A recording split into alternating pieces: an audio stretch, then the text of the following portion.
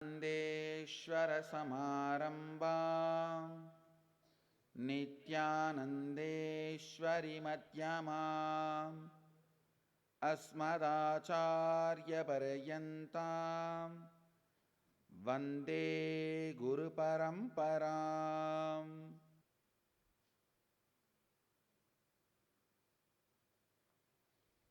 I welcome all of you with my love and respects.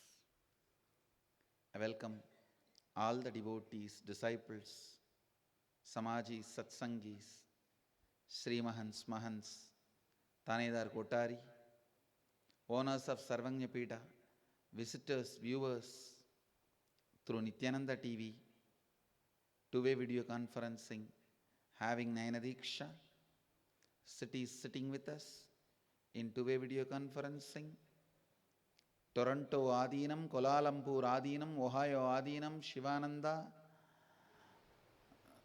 Mukta, Phoenix Adinam, Toronto Adinam, Guadalupe Adinam, Los Angeles Adinam, Indrani, New Jersey, Singapore Adinam, Warrington, UK, Trinidad, Tobago, Houston Adinam, Dakota Dunes, Hyderabad Guptakashi and Hyderabad Adinam, and some more cities are joining. I welcome all of you with my love and respects. I'll enter into Upanishads. Today, I'll expand on the 16th verse of Isa Upanishad. Understand, Mahadeva's silence is Upanishads. His words are agamas.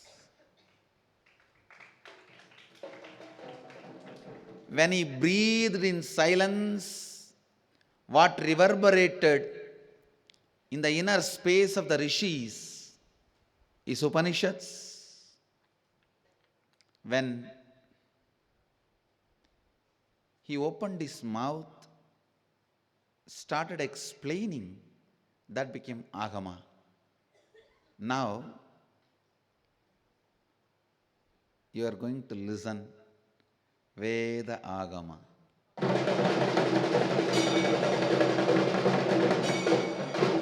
He is going to explain what he meant by his breath, what he wanted to convey, what way he wanted the inner space of the Rishis reverberate.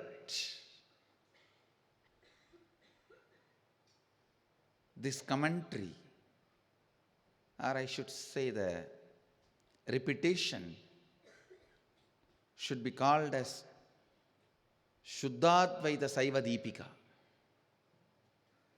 From the context of Shuddhadvaita Saiva, let Upanishads become alive in all of you, in all of us, experientially. So I'll recite the mantras. Please repeat along with me. Then I'll read out the translation and let Mahadeva expand on it.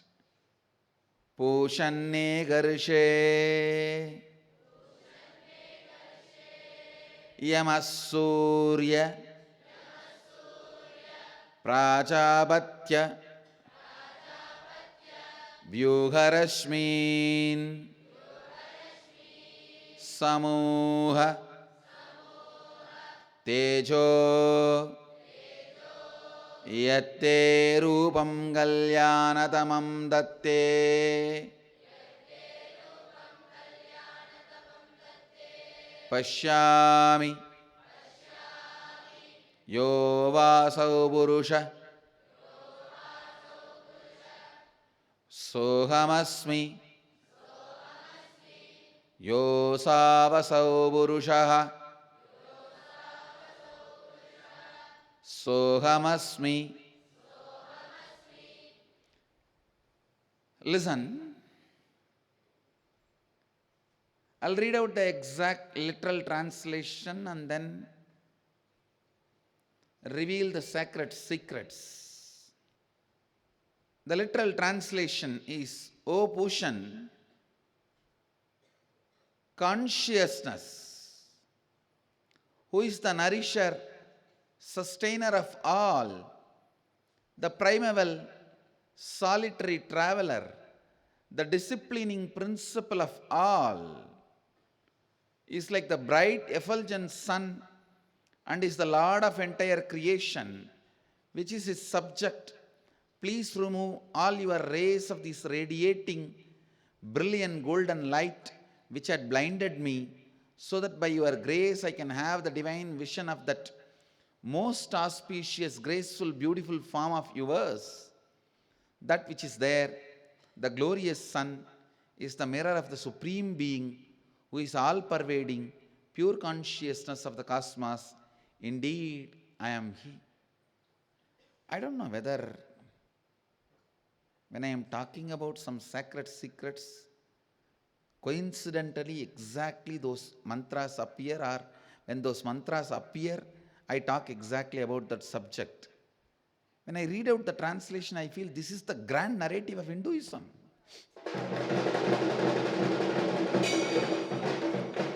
This is the grand narrative of Hinduism. SO'HAM ASMI.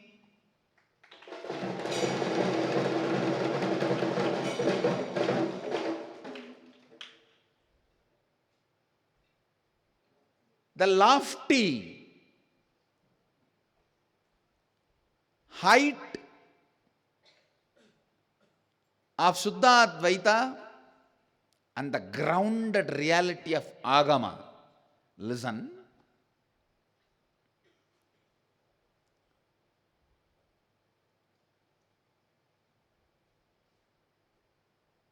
The biggest problem with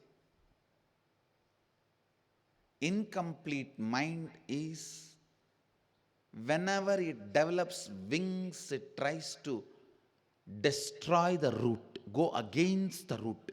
That is why sometimes you even believe if you go against the root, that is what is developing wings. Just say no to your parents, you have grown up. Many of the kids just to establish, hey, now I am a big boy, let me say no to father, whatever he says. By the time you understand whatever your father says is right, you have a son who says whatever you say is wrong. By the time you have a father, by the time you understand whatever your father is saying is right, you have a son who says whatever you say is wrong. Please understand, many times you think the moment you have wings, you should forget roots. And if you have roots, it is against the wings. Incompletion exists in you as the fight between root and wings. Constantly you are trying to choose. Should I choose root or should I choose wings? Should I choose wings? Should I choose roots? Upanishad or Agama? Agama or Upanishad?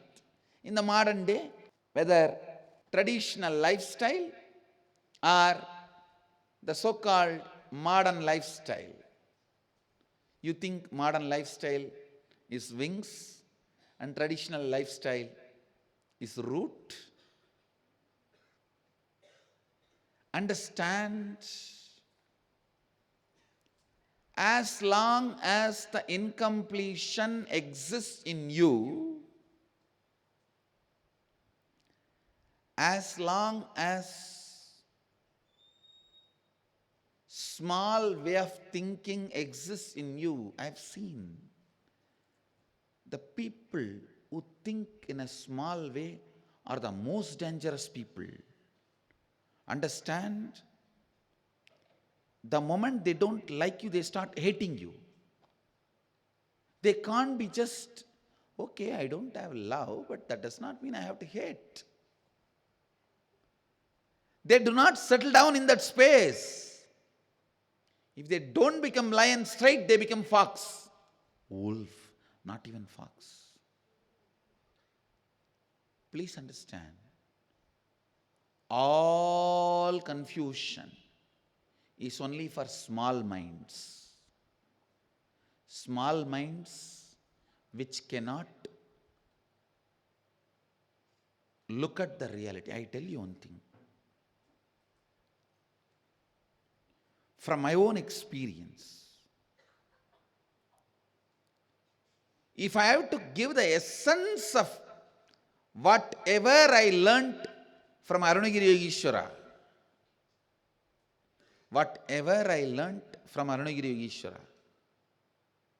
the essence is this: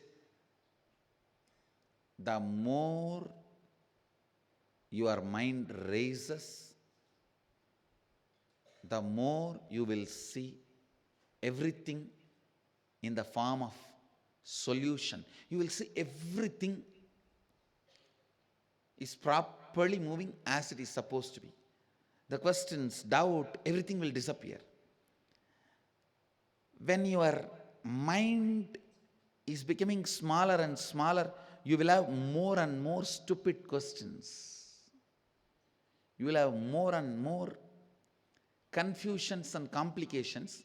Even if the solution is given, you will not be able to imbibe it, incorporate it, make it as part of you. You will continue to suffer with the same question like a rat. Understand? If you are finding the same solution for the same problem few hundred times in your life, you have small mind. That's the definition. If you are finding the more and more zigzag puzzles falling in place, the paradoxes, more and more paradoxes are falling in place, more and more the paradoxes settling in place, then you are expanding, you are growing. Please understand, you only need to choose between small mind and larger vision. You don't have to choose between modern life and traditional life. You don't have to choose between Upanishad and Agama. You don't have to choose between roots and wings. No! You only need to choose between small mind and larger vision. I tell you, it's all about whether you have a small mind which can find problem for every solution, larger vision which can find solution for every problem. The moment I pick up the responsibility of Hindu grand narrative, everything I see looks like a solution for that one issue. The moment I read this verse, it feels like a solution. When you have solved everything inside, you will go on finding solutions. When you have not solved inside, you will go on finding problems. You will go on finding problems. One of the most important point, sacred secret from this verse, you do not need to make a choice between root and wing. The original, pure science and applied science. Pure science is Upanishads. Applied science is Agama. Experiential laboratory is Nithyananda Sangha.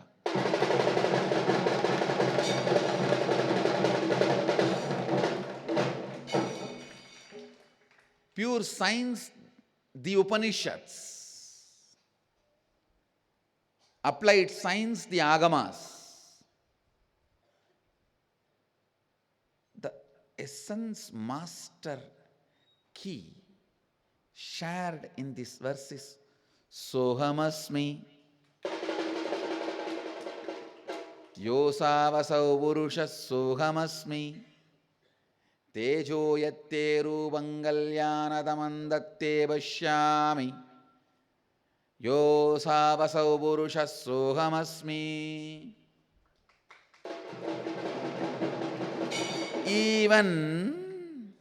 Even when I am relating with you, I am you.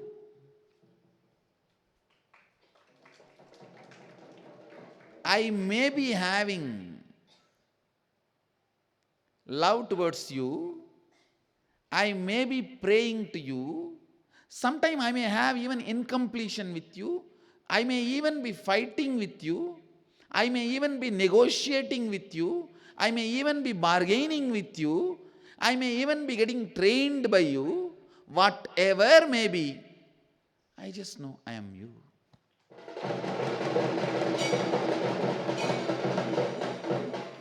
Soham Asmi. Understand, this is the most important breakthrough the Hindu tradition can give it to the world. Please understand, all different religious traditional masters, gurus have experienced different states of consciousness. Advaita, experiencing the duality. Advaita, experiencing a commonality, an underlying connection with everything.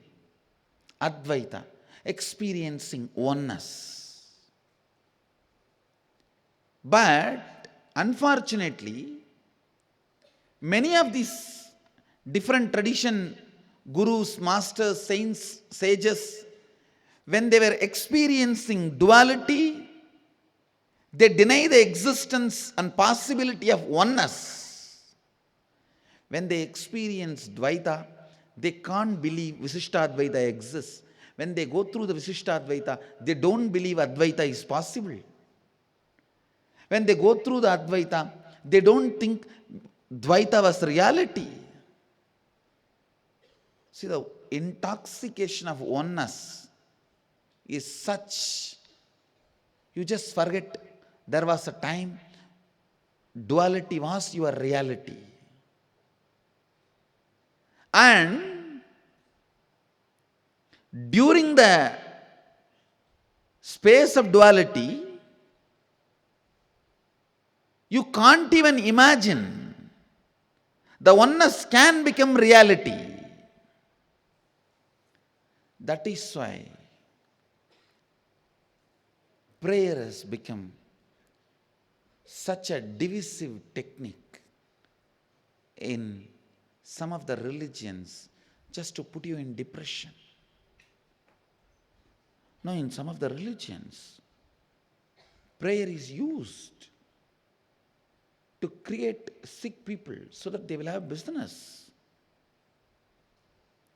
One fellow went round asking every house in a city, asking, do you want to hire me to clean your windows? Do you want to hire me to clean your windows? Nobody wanted him. Next day he got hold of a friend and told him, please make all the windows dirty. I'll give you $100. This fellow went and did. And then you know what would have happened. Third day when this fellow goes, he gets a job.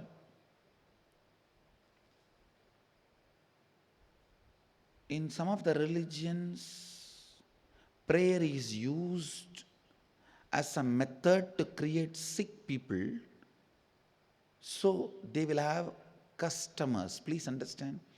It's like an indirect understanding. What indirect? Nowadays, direct understanding between pharmaceutical industries and food industry.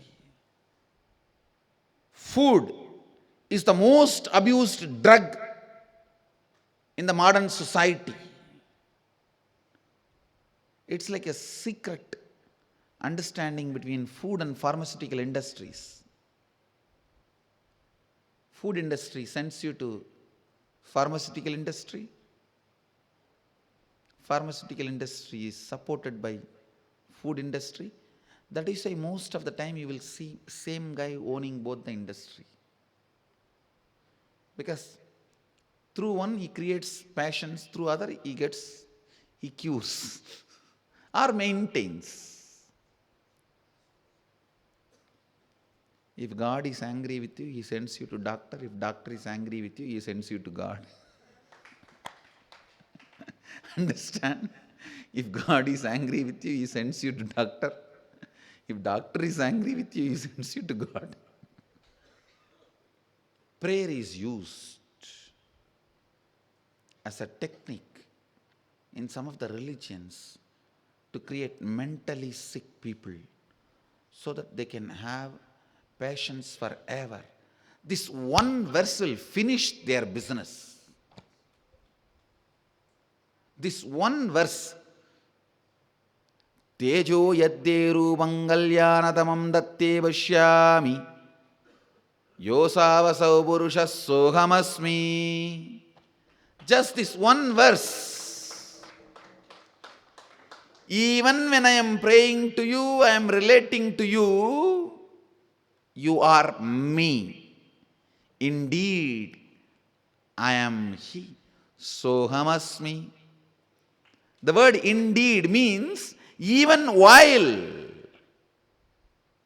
Not that during the duality we are separate, during the non-duality we are one. During the Advaita we are separate, during the oneness only we are one. No. Even while I am bending in front of you, standing in front of you,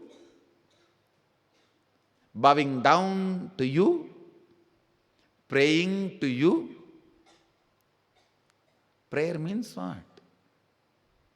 Sometime asking, sometime bargaining, sometime negotiating, sometime even shouting, sometime fighting, sometime screaming.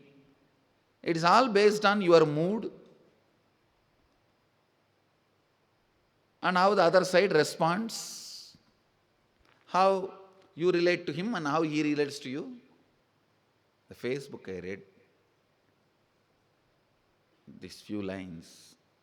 One fellow asked, why these Indian women have this big red dot on the face, forehead? The other person responds, it's a record symbol. All your conversations will be recorded for the future quality and training purpose. That's a record symbol, dot, red dot. So with your God also, you do all recording of all the prayers, everything. And sometimes it is asking, sometimes it is gratitude, sometimes it is love, sometimes it is just flirting, sometimes it is sweetly reminding, sometimes little nagging, sometimes real nagging, sometimes little fight, sometimes little louder fight. I have heard everything. That is why I am describing it in such varieties. Only if you have eaten, you can describe 200 types of food. I have eaten almost million variety prayer. With chili, without chili, with masala, without masala, with salt, without salt. Understand, whatever may be the mood, relationship you are experiencing now,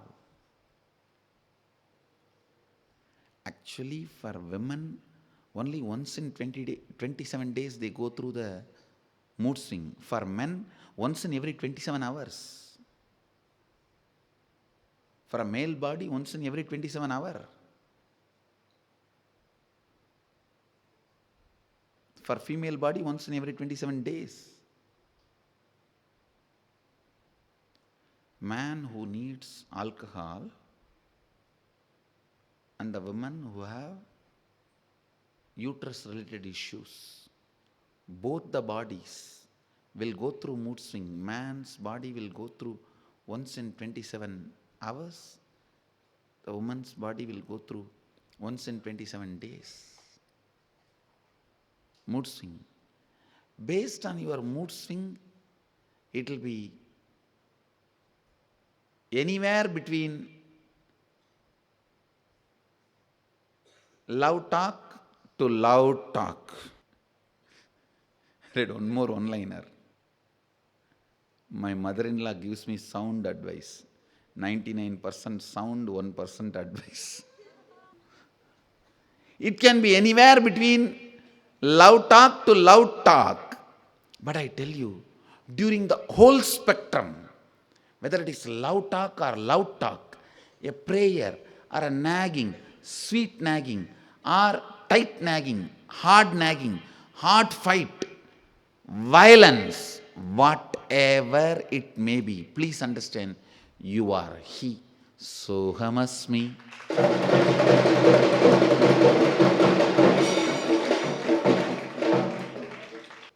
How many people even get physical with Atmamurtis? No, really, they beat. Don't think I'm... But when they hug also, they will hug Atmamurti only. You can't have two Swami, one for hugging, one for beating. Whether you hug or beat, whether it's a loud talk or loud talk, whether it is prayer or fight, SO'HAM ASMI, I am He. Understand? This raises the very concept of prayer to the next level. I tell you, I wanted all our temples to have a beautiful prayer explanation. Put this verse and the translation and below the commentary. This is the Hindu way of prayer. Please understand. People should understand what is prayer as per Hinduism before entering and praying in all my temples. So in the entrance itself put it. Hindu prayer is separate. It is Prarthana. Prarthana. Because even when you pray, you are He. He is you. If you have this understanding as an undercurrent, the very quality of your prayer will be totally different. You will just see your every prayer becomes reality just like that. Just like that it becomes reality. Just like that it becomes reality. Understand? Pushanega risheyama surya prajabatya vyuharasmin samuha tejo yatte rupam galyanadamam datte vashyami yo asavasau purusha SO'HAM ASMI. I think this verse is the grand narrative of Hinduism.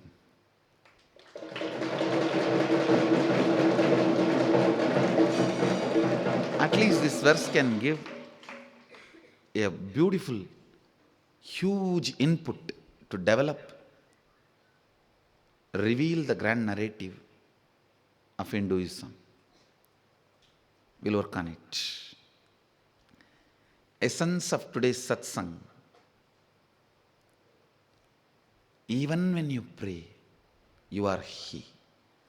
Understand That is why awakening your God particle is very important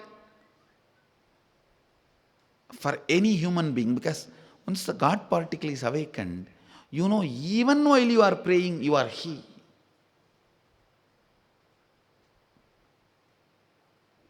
You just know.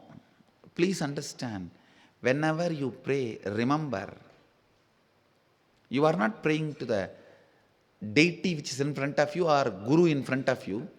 You are praying to the source where that Guru and you become one, so which you don't know whether it is outside or inside.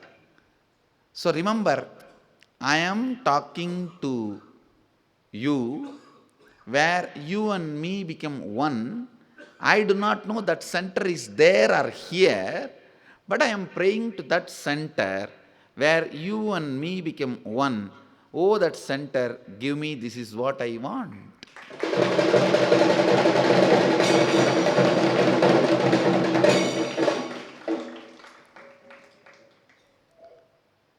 When you stand in front of God or Guru,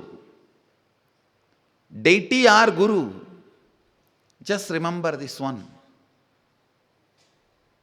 I am praying to the source where you and me are one and the same. Oh, the source, please open up, awaken in me, and make this space into reality, so that you know forever. SO'HAM ASMI.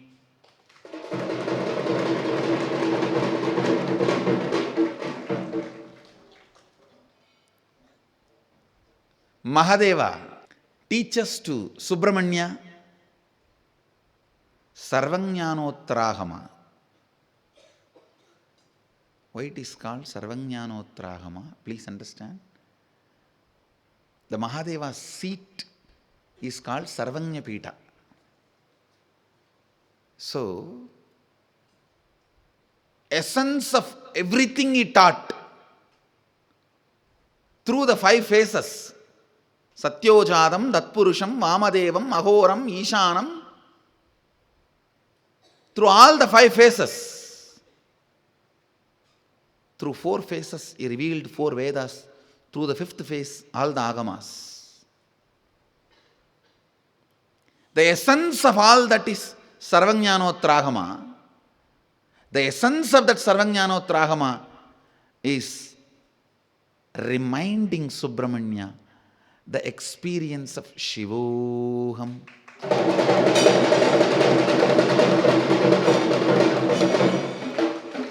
Once Subramanya experiences that, he was made to sit in that seat of Sarvajnapita.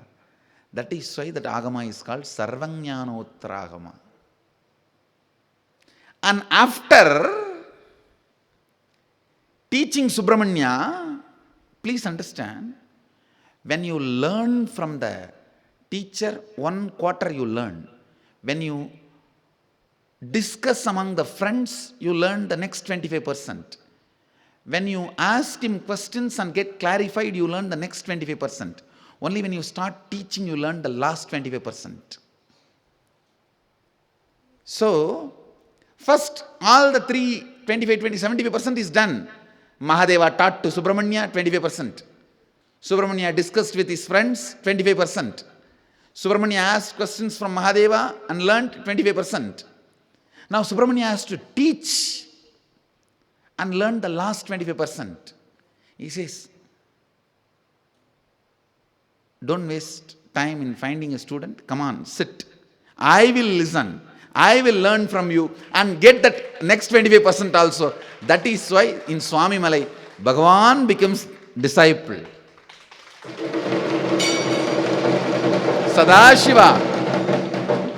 Sadashiva becomes a student, and Subramanya learns to teach and gets that last 25%, becomes perfect Jnana Skanda Gurunathan. He sat in the Sarvajnapita. He made Subramanya to sit in the Sarvajnapita. Now he decided teacher Mahadeva, student Mahadeva, student Subramanya, teacher Subramanya, all the four to assume one body and fill the same Sarvanya Pita.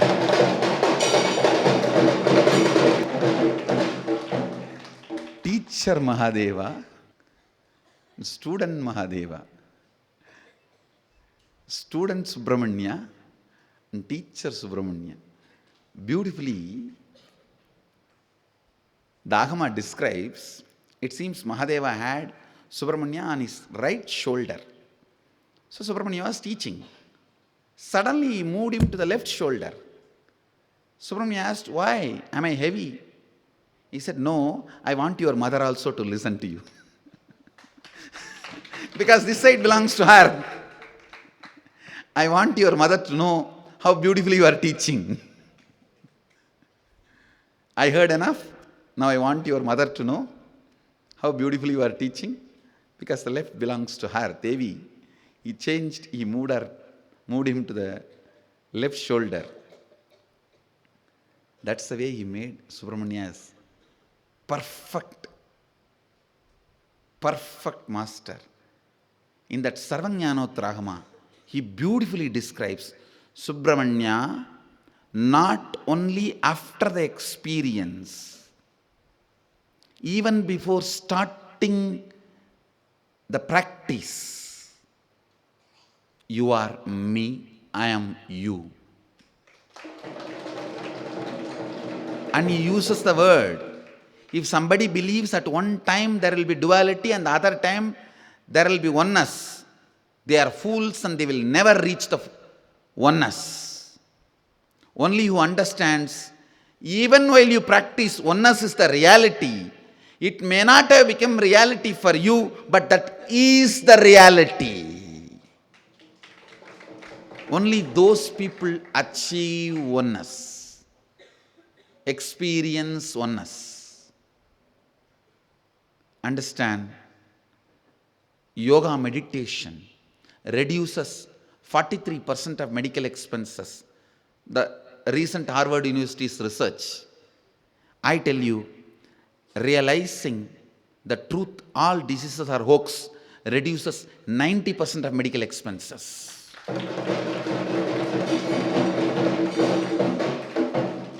HOAX.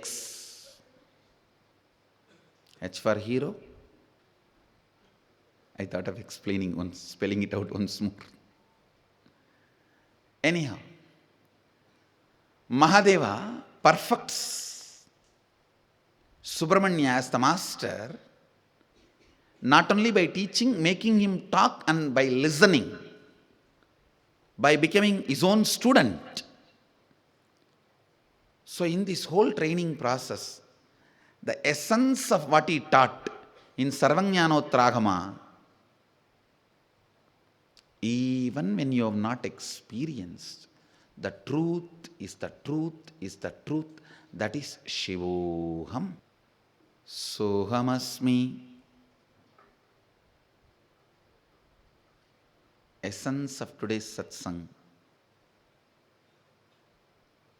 Even when you experience duality, the truth is oneness. The reality is oneness.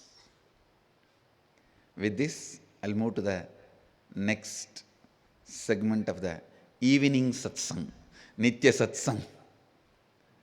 Ramanujam, Nithyananda Palace, Melbourne Adinam. Birthday blessings. With all the auspiciousness, you will be with me, I will be with you. Blessings, be blissful. Kuala Lumpur Adinam.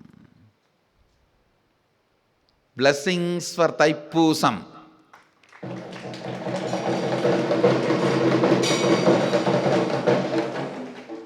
My blessings, your plan for Annadana, everything will go successfully. It will happen beautifully. You will enrich a lot of people. Have at least 10-20 people doing third eye demos there. Even call Nithya Devi, let her also come and do third eye demo there. and have Rathotsavam. My blessings for all the plans. Don't worry, there won't be any terrorist attack. I'll take care. Subramanya is protecting.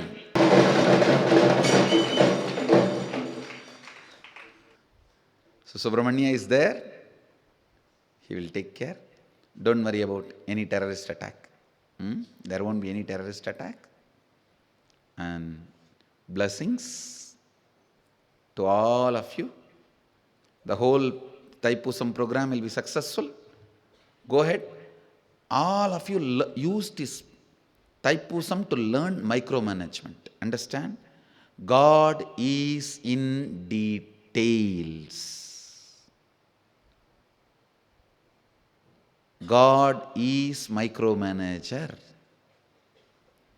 Plan from the pamphlets, everything, and have stalls properly and organize everything properly and do it. My blessings. It will happen beautifully. My blessings. Blessings for Kuala Lumpur Adhinam's plan for Thaipusam. So, with this, I bless you all. Let you all radiate with integrity, authenticity, responsibility, enriching, causing, living Shuddhadvaita Shaivam, the eternal bliss, Nithyananda. Thank you. Be blissful. Nithyananda Dhyana Peetham, Nithyananda Nagar, off Mysore Road, Bidadi, Bengaluru. Phone 08027279999. www.nithyananda.org. www.youtube.com/Life Bliss Foundation.